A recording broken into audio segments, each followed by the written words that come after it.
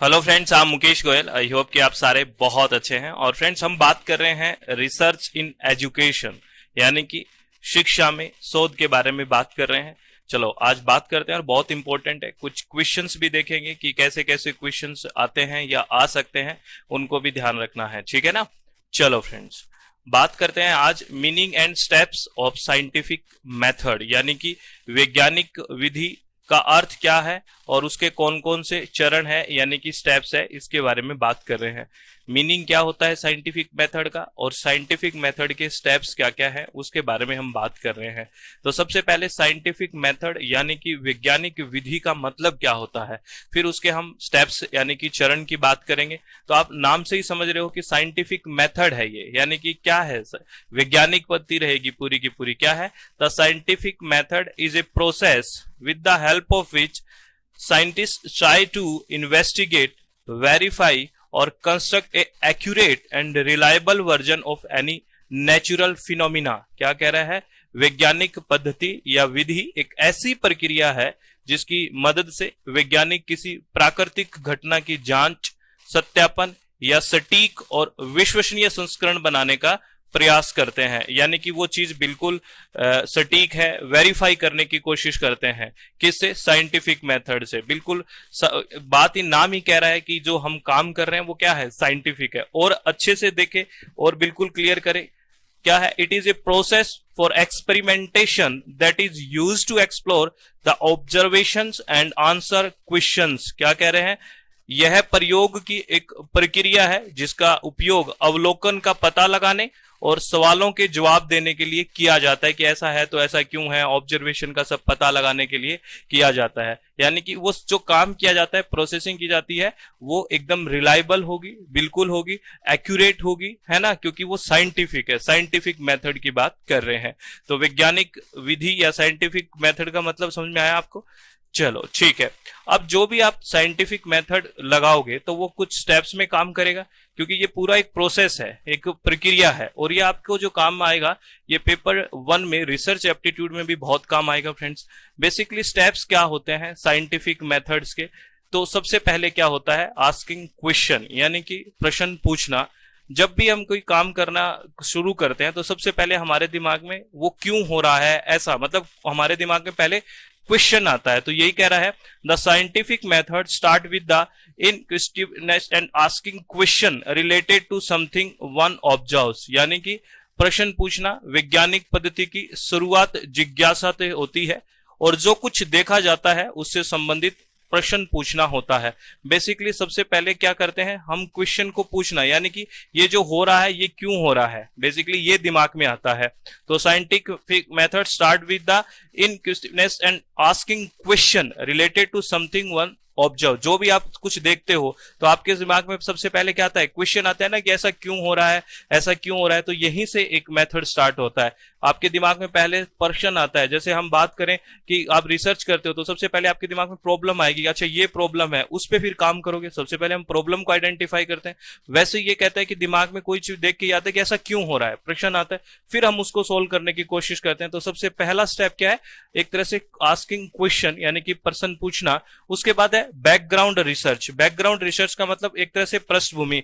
पृष्ठभूमि मतलब इससे संबंधित पहले और क्या चीजें हो चुकी है, जैसे लिटरेचर रिव्यू की बात होती है ना, पिछला अवलोकन, literature review. The related information search is done through library readings, literature review, past observational finding to plan for answering the question. ये कह रहा है पृष्ठभूमि के अनुसंधान, प्रश्न का उत्तर देने की योजना बनाने के लिए संबंधित सूचनात्मक खोज, लाइब्रेरी रीडिंग या फिर साहित्य समीक्षा या पिछले अवलोकन संबंधी निष्कर्षों के माध्यम से की जाती है। ये क्या कह रहा है? जैसे ही आपके दिमाग में कुछ क्वेश्चन आया कि ऐसा क्यों हो रहा है, उसके बाद उस चीज को आप क्या देखने की कोशिश करोगे कि ये कहीं है क्या, यानी कि आप उससे संबंधित लिटरेचर रिव्यू करोगे कि ये कहाँ इसका आंसर मुझे मिले। आप लाइब्रेरी में रीडिंग करोगे, आप पास्ट ऑब्जर्वेशन देखोगे कि पहले क्या क्या रहा है, ये सारी चीजें, यानी कि उसके बैकग्राउंड को जानने की कोशिश करोगे। तो ये सेकंड में आता है। पहले क्वेश्चन दिमाग में आया, फिर आप उसकी चीज को सर्च करोगे कि ऐसा क्यों है, ऐसा क्यों है, उस क्वेश्चन का आंसर ढूंढने की कोशिश करोगे। जैसे हम लिटरेचर रिव्यू की बात करते हैं, वो हो गया। ठीक है। उसके बाद कौन सा स्टेप आएगा? उसके बाद देखो क्या आएगा, हाइपोथेसिस फॉर्मुलेशन, यानी कि आप अब क्या बनाओगे, किसी भी परिकल्पना का निर्माण करोगे, हाइपोथेसिस बनाओगे। हाइपोथेसिस क्या है, एक एजुकेटेड गैस है, यानी कि यूं कह सकते हैं एक शिक्षित अनुमान है। क्या है, शिक्षित अनुमान कि शायद ऐसा हो सकता है। एजुकेटेड यानी कि अनपढ़ वाला नहीं, एकदम एजुकेटेड कि ऐसा हो सकता है। आप सारी चीजें पढ़ के आपको अनुमान आता है, ये हाइपोथेसिस बनाते हुए एक परिकल्पना का निर्माण करते हो। परिकल्पना क्या है, एक एजुकेटेड गैस है about a possible way to determine how things work, यानी कि यह निर्धारित करने के संभावित तरीके के बारे में एक शिक्षित अनुमान है कि चीजें कैसे काम करती है, ये आप अनुमान लगाते हो। तो आपने बाद में क्या किया, परिकल्पना बनाई, हाइपोथेसिस का निर्माण किया। सबसे पहले आपके दिमाग में क्वेश्चन, उसके बाद आपने उसका बैकग्राउंड, उसके बाद आपके पास हाइपोथेसिस यानी कि परिकल्पना का निर्माण हुआ। अब जो आपने परिकल्पना बनाई उसकी क्या चलेगी, टेस्टिंग होगी कि ये आपने जो परिकल्पना बनाई है ये ठीक है कि नहीं। परिकल्पना का हाइपोथेसिस बनाने के बाद ही तो उसका क्या होगा, टेस्टिंग होगा, ठीक है ना। तो इसके लिए हम क्या करेंगे, एक्सपेरिमेंट टेस्ट कंडक्ट करेंगे, है ना कोई जांच करने के लिए भविष्यवाणी सटीक है कि नहीं, ये जानने के लिए हम क्या करेंगे, एक्सपेरिमेंटल टेस्ट करेंगे कि हमने जो सोचा था, जो हमने परिकल्पना बनाई थी वो सही है या नहीं है, ठीक है ना। तो ये सुनिश्चित करते हैं कि ये है कि नहीं, ठीक है। उसके बाद में देखो डाटा एनालिसिस। डाटा एनालिसिस क्या है, प्रयोगात्मक अनुसंधान और परिणामों के बाद मापन और विश्लेषण किया जाता है।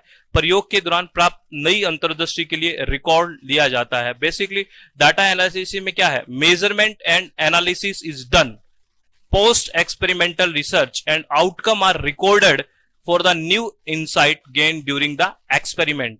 जो भी आपके पास परिणाम आए हैं, जो भी आउटकम आए हैं, वो क्या करोगे, are recorded for the new insight, मतलब अपनी नई चीजों के लिए, नई अंतर्दृष्टि के लिए वो रिकॉर्ड कर लोगे कि ये आउटकम आए हैं। बेसिकली क्या है, जो हाइपोथेसिस टेस्टिंग आएगी वो कैसे होगी, आपने डाटा कलेक्शन किया, उसकी टेस्टिंग की, बाद में तो देखोगे कि अच्छा ये चीज होगी। तो डाटा के एनालिसिस में आपको जो भी न्यू इनसाइट मिली है ना ड्यूरिंग द एक्सपेरिमेंट, ये नई चीज मिली है, ये आप रिकॉर्ड में ले लेते हैं और फाइनली क्या है, वो आपका रिजल्ट आप है रिपोर्ट में पेश कर देते हो कि ये आया है। Communicate the result, the finding and outcome of the experiment are prepared in a final report, और फाइनल रिपोर्ट में आप उसको तैयार करके देते हो। बेसिकली यही तो हम करते हैं कि डाटा को कलेक्शन किया, डाटा का एनालिसिस किया और जो भी हमारे पास आया वो रिपोर्ट में हमने दे दिया। यानी कि डाटा का कलेक्ट करके डाटा का विश्लेषण करते हैं और विश्लेषण करके हम एक रिपोर्ट तैयार कर लेते हैं। तो वही बात है। और डाटा एनालिसिस में हमें एक बात पता लगती है कि अच्छा एनालिसिस करते तो हम अच्छा ये न्यू चीजें हैं, ये चीजें हैं, और फाइनली हम एक रिपोर्ट तैयार करके दे देते हैं, ठीक है ना।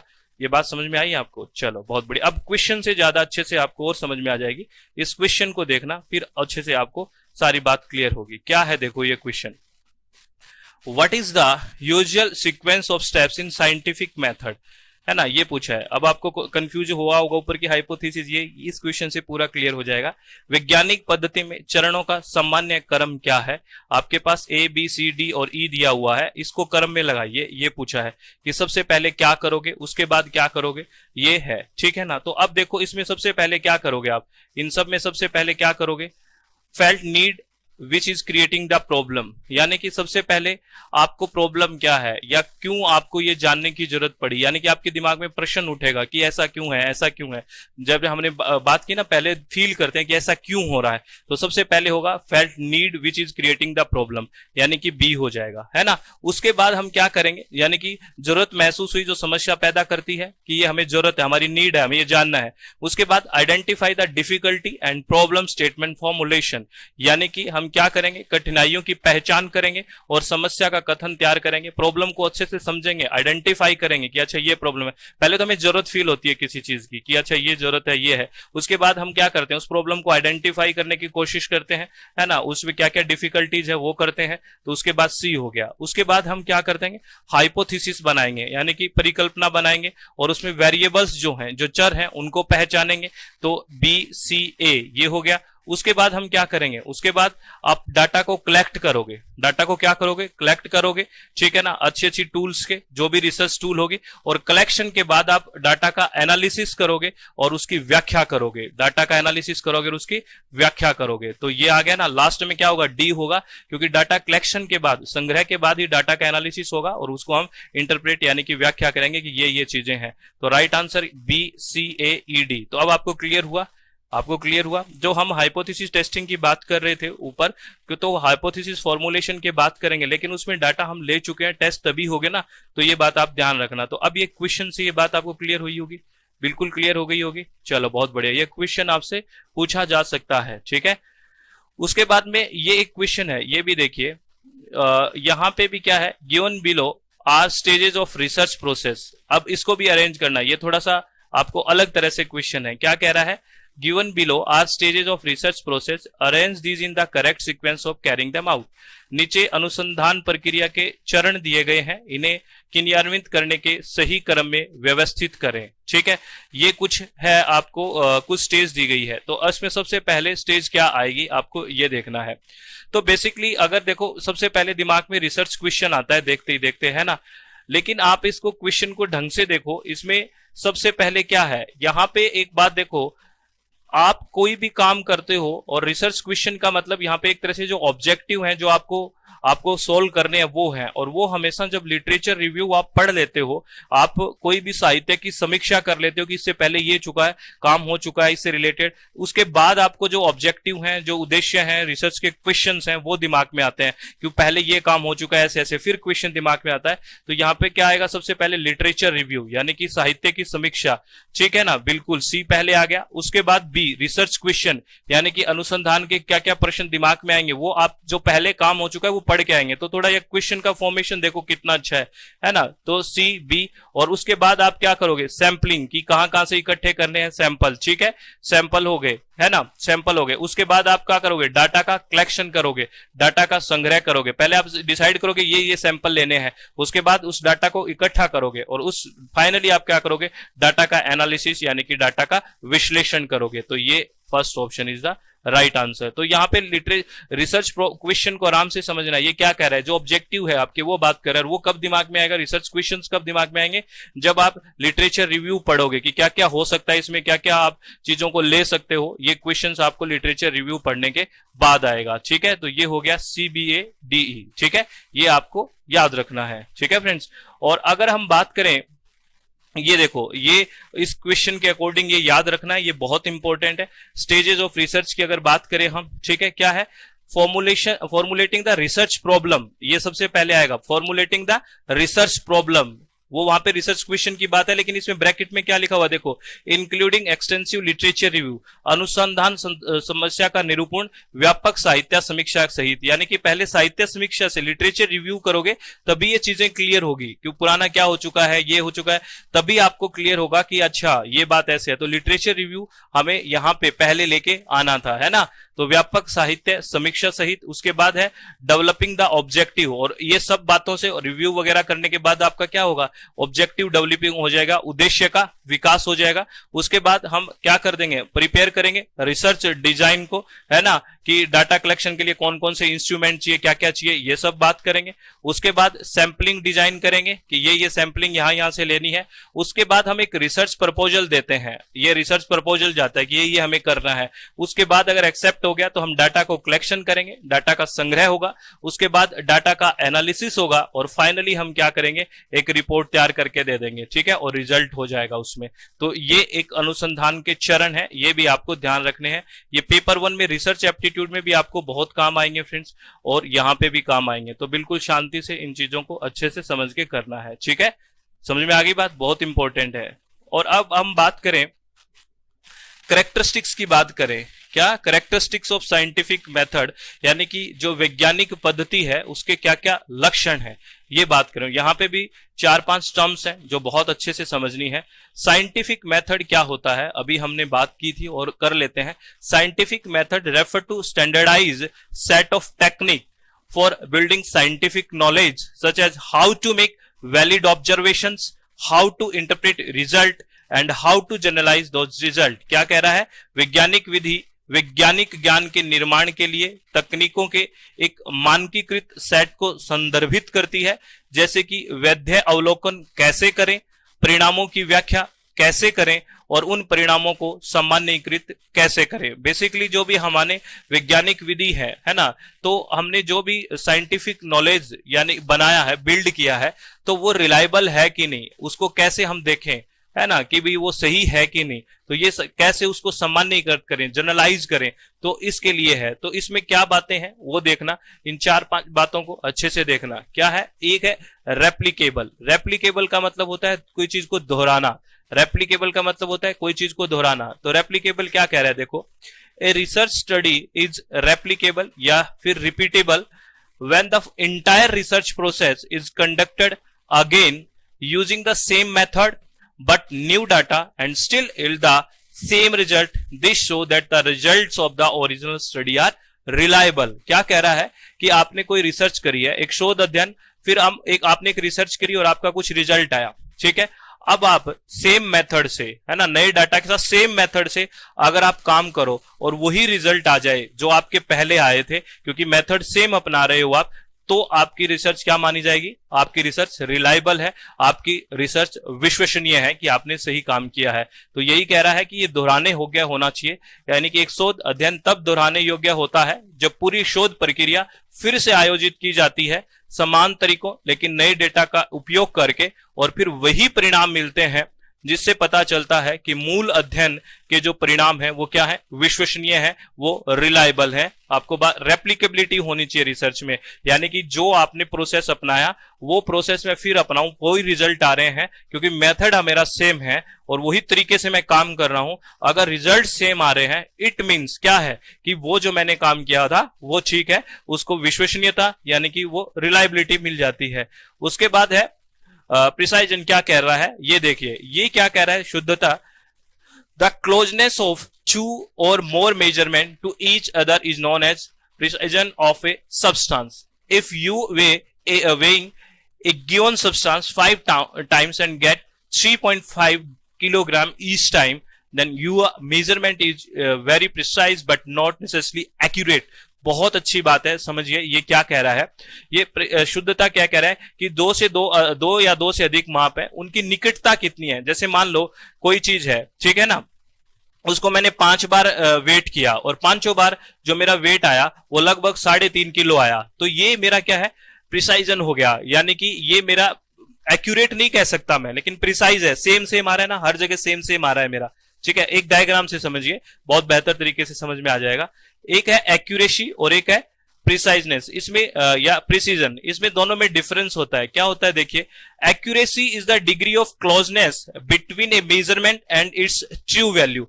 अब मान लेते हैं, ये देखो, ये 2 डायग्राम आपको दिख रहे होंगे, ये हाईली एक्यूरेसी है, ये क्या है? हाईली एक्यूरेसी है, क्योंकि ये पॉइंट है और यहां पे ही सारे तीर निशाने पे लग रहे हैं, ठीक है, एकदम निशाने पे लग रहे हैं, यानी कि ये एक्यूरेट है। लेकिन जो प्रिसाइजन है वो क्या है? Is the degree to which repeated measurement under the same condition show the same result. क्या कह रहा है?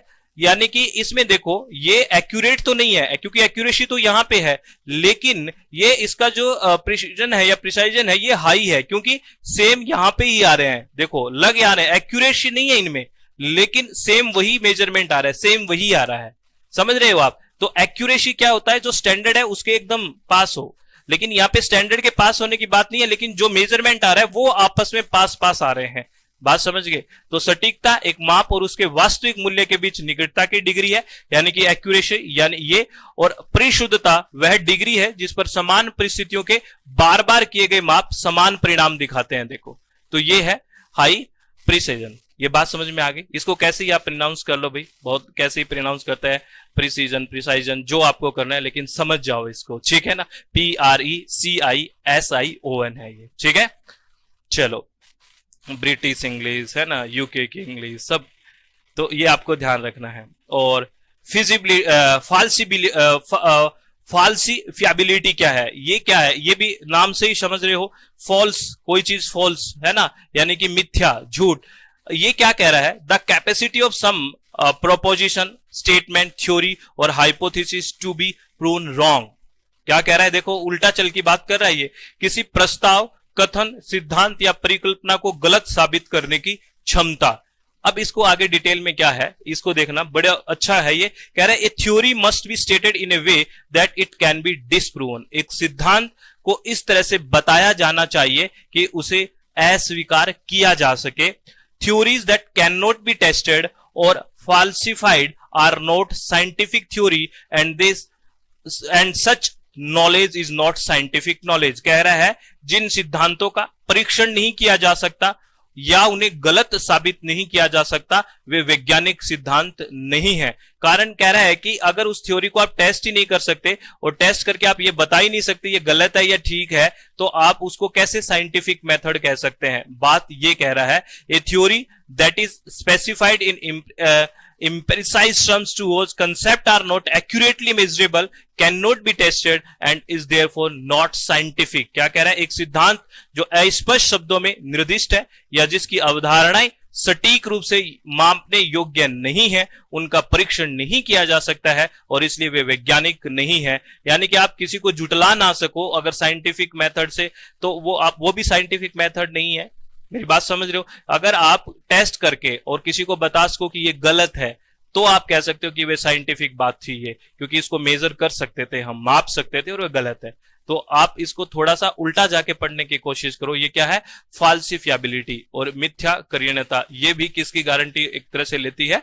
आपकी साइंटिफिक मेथड की। तो हम यही तो बात कर रहे हैं कि रेप्लिकेबल है कि नहीं, दोहराया जा सकता है कि नहीं, या फिर एक्यूरेसी की ना हो के बार बार मेजर करें तो वही चीज कितनी बार आ रही है, या फिर फाल्सिफिएबिलिटी है कि नहीं है। ठीक है ना? आगे क्या है? आगे है पार्सिमोनी। आगे क्या है? पार्सिमोनी। पार्सिमोनी क्या होता है? ये भी बड़ा अच्छा है। कह रहा है when there are multiple explanation of a phenomena, जब किसी भी घटना की कई व्याख्याएं होती है, कोई भी घटना है और उसकी बहुत सारी व्याख्याएं हैं, scientist must always accept the simplest और लॉजिकली मोस्ट इकोनॉमिकल एक्सप्लेनेशन। ये कह रहा है जब किसी घटना में कई व्याख्याएं होती है तो वैज्ञानिकों को हमेशा सबसे सरल या तार्किक रूप से सबसे किफायती स्पष्टीकरण स्वीकार करना चाहिए, है ना। सिंपलेस्ट यानी कि बहुत सारी चीजें हैं, है ना।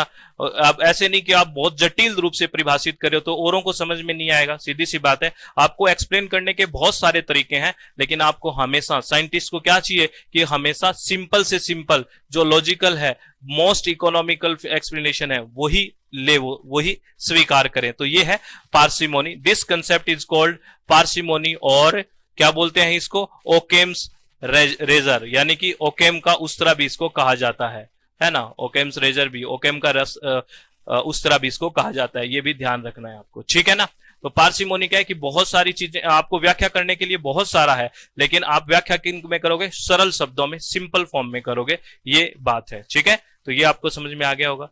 और अब ये जो क्वेश्चन है, या फिर यूं कह दो ये मैच है, और इन चारों को मैच करके आपको ऐसे रखना है, ये क्वेश्चन पूछा जा सकता है। ये आपको शायद थोड़ा सा अगर विजिबिलिटी नहीं है तो मैं बोल देता हूं। ये है पार्सिमोनी। क्या है? पार्सिमोनी। तो पार्सिमोनी के साथ क्या मैच करना है? इसके सामने सही लिखा हुआ है, बस पार्सिमोनी है। तो पार्सिमोनी क्या है? Explanation should be as simple as possible. जो हमारा एक्सप्लेनेशन है, जो हमारा वर्णन है, जो हमारी व्याख्या है, वो क्या होना चाहिए? व्याख्या सरल होना चाहिए। व्याख्या बहुत ही सिंपल और सरल होनी चाहिए। तो ये किस में है? पार्सिमोनी में मैच करना है। एक है इंपेरिसिज्म। इंपेरिसिज्म का मतलब जहां पे अनुभव की बात आती है, अनुभव की, इंपेरिसिज्म। तो इंपेरिसिज्म क्या है? Knowledge should be grounded in observation. जो आपका ज्ञान है वो क्या? अवलोकन पे होना चाहिए। ऑब्जर्वेशन, अवलोकन, ठीक है ना, या एक्सपीरियंस। और जो प्रिसीजन है या प्रिसाइजन है, वो क्या है? The research statement should be based on accurate measurement. जो मेजरमेंट है वो बार बार वही आना चाहिए। हमने बात की थी ना कि मेजरमेंट वही आ रहा है, बार बार रिपीट कर रहे हैं। एक्यूरेट मतलब वो तीर वाला निशान याद है, वही वो आ रहा था, ठीक है ना। मतलब ये नहीं कि वो स्टैंडर्ड पॉइंट पे आ रहा था, लेकिन उनका जो रिपीटेड आ रहा था वो सेम आ रहा था लगभग। और ऑब्जेक्टिविटी का क्या मतलब है? Interpretation of research shouldn't reflect personal biasness, यानी कि यहां पे व्यक्तिगत किसी भी तरह का पक्षपात नहीं होना चाहिए, बायसनेस नहीं होना चाहिए, यानी कि व्यक्तिगत पक्षपात नहीं होना चाहिए कि ये मैं इसका पक्ष लेता हूं, ऐसा नहीं होना चाहिए। ऑब्जेक्टिविटी होना चाहिए, वस्तुनिष्ठ होना चाहिए, यानी कि सब्जेक्ट या व्यक्तिनिष्ठ नहीं होना चाहिए। क्या होना चाहिए? वस्तुनिष्ठ होना चाहिए, ऑब्जेक्टिविटी होना चाहिए।